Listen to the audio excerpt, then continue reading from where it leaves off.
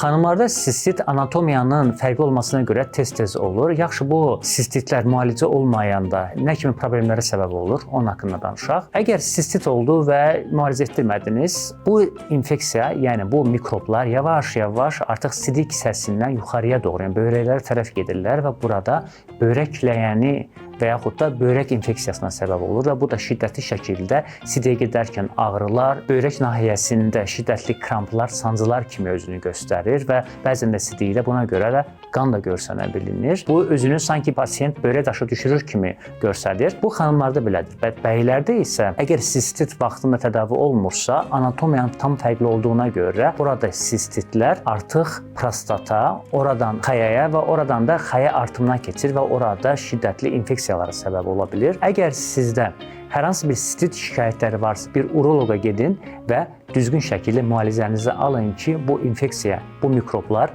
digər orqanlara yayılmasın.